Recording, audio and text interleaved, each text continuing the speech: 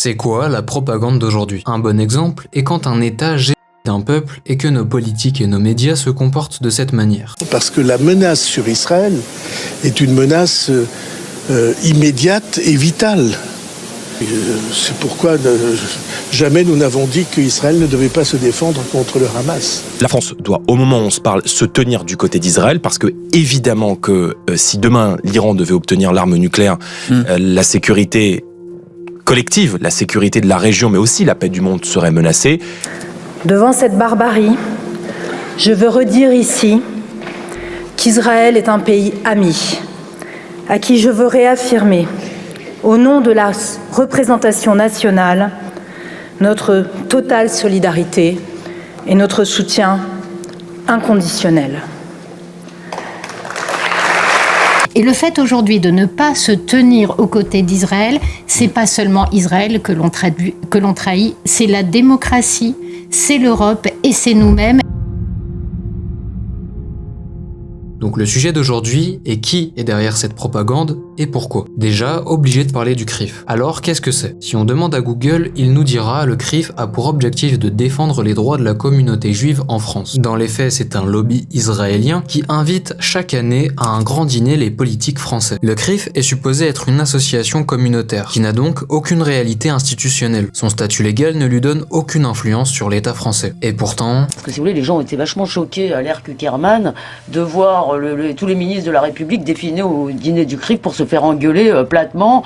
Moi, je me rappelle de Kuckerman disant alors tel jour vous allez faire ça, vous allez convoquer l'ambassadeur d'Iran et lui dire si. Non, si. Vous allez les engueuler, vous exagérez un tout petit peu, non? Le communautarisme du CRIF représente exactement ce qu'on ne veut pas en France. En effet, lorsque la nationalité a été donnée au peuple juif lors de la Révolution française, le comte de Clermont-Tonnerre a dit à l'Assemblée nationale que le but était de tout refuser aux juifs comme nation, mais de tout leur accorder comme individus, comme citoyens français. Le CRIF s'oppose à cette volonté historique de par son activité communautariste et d'autre part son influence médiatique et politique, qui ne me donne pas l'impression que les juifs se sont assimilés à la République, mais plutôt que la République française s'est assimilée au judaïsme. Le drame national est que la population juive représente moins de 1% de la population française et que la part juive reliée au CRIF de près ou de loin représente moins de 1/6 de cette population. Donc si on fait le calcul, ça fait environ 0,16% de la population française qui est communautarisée et qui dicte sa loi à la République française. Le problème du CRIF se situe juste là, c'est que dans un pays supposé démocratique, 0,16% de la population dicte aux politiques le chemin à suivre ainsi que qui sont les bons et les mauvais.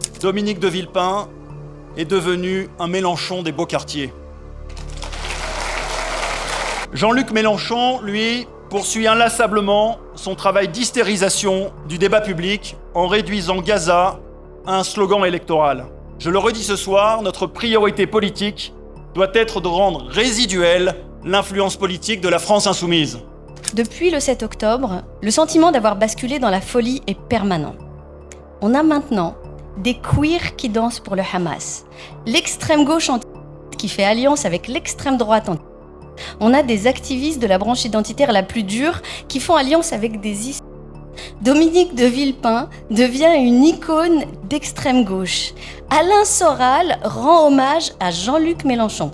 Sans déconner, on dira ce qu'on voudra, mais la capacité des Juifs à créer du lien est vraiment remarquable.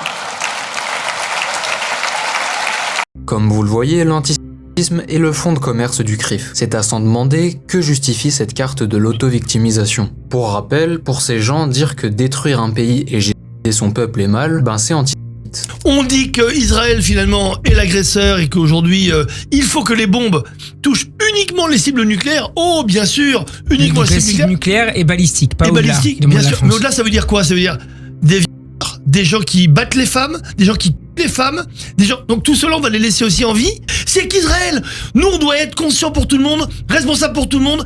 Quand on est victime, on doit être aussi un petit peu coupable, sinon ça va pas. Oh, j'ai envie de dire quelque chose qui ne se dit pas d'habitude, mais vous savez quoi? On vous emmerde.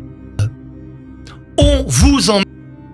Une autre organisation à citer est Telnet, qui est surtout connue pour organiser et offrir des voyages aux membres du gouvernement français sur la terre du peuple choisi. Selon elle-même, cette organisation cherche à promouvoir la démocratie, la liberté, la justice et la paix. Tout ceci en corrompant les dirigeants européens pour ne pas avoir de critiques sur leur génération.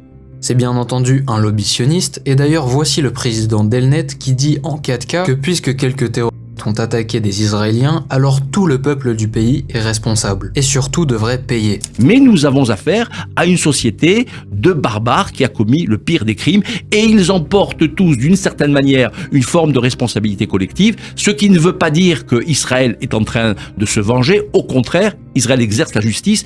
Toute la bande de Gaza est un territoire légitime pour l'action militaire. D'après le média Mediapart, c'est de très loin l'organisation qui invite le plus de députés. Et au final, le tout calculé en comptabilisant également l'association juive européenne, ça fait près de 1 voyage sur 4 de nos élus qui est financé par l'État israélien. De plus, à Tel Aviv, il est souvent organisé des formations dédiées aux journalistes, que sais-je, pour probablement les aider à mieux promouvoir la paix et la liberté. Bon, maintenant c'est l'heure de balancer des noms. Et le meilleur exemple, c'est Yannick Neuder, Genevar Hani, Aurore Berger et Benjamin Haddad, qui sont tous les 4 allés faire un tour à Jérusalem pour revenir en France et puis devenir ministre de la Santé, de l'Agriculture, de l'Égalité et de l'Europe.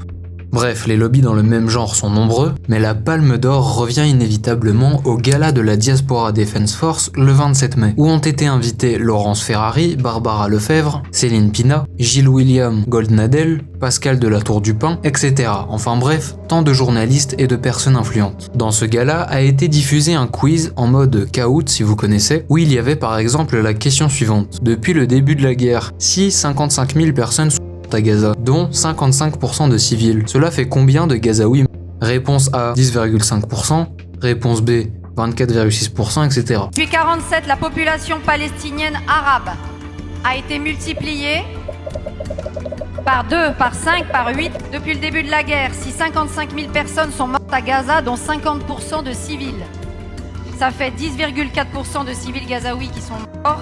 24... Le tout dans une ambiance joyeuse et festive, accompagnée de champagne et de homards. Ensuite, ils ont tous chanté l'hymne israélienne, et pour bien finir la soirée, ils ont ovationné le porte-parole de l'armée israélienne. Même armée qui organise un génocide.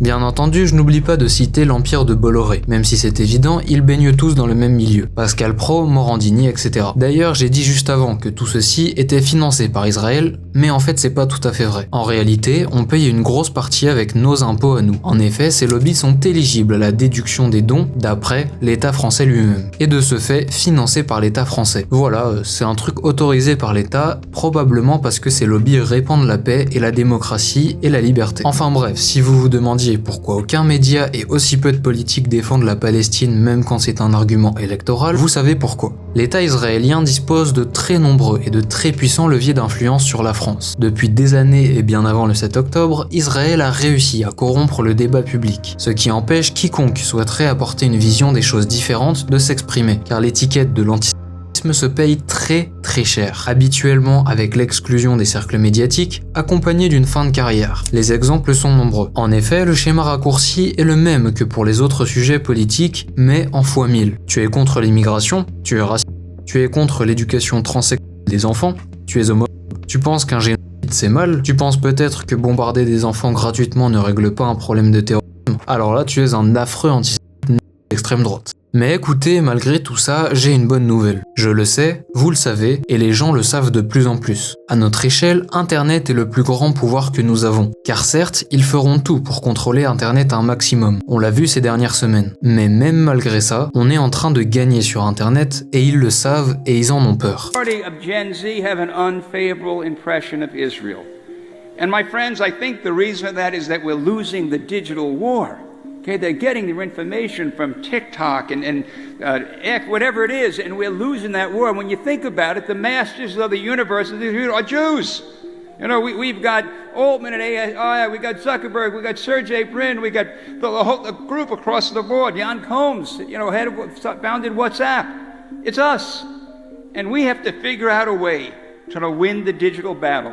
When we do that, the future of Israel will be stronger because a majority of all Americans will support Israel. We'll make that happen. We have to make it happen. Thank you. Baruch Hashem. Thank you. Plus personne ne fait confiance aux médias traditionnels. L'influence de leur propagande sur nous n'a jamais été aussi faible. Aujourd'hui, les paroles les plus fermement condamnées, les plus marginalisées, sont celles qui regorgent le plus de vérité. Merci de partager cette vidéo pour réveiller les autres.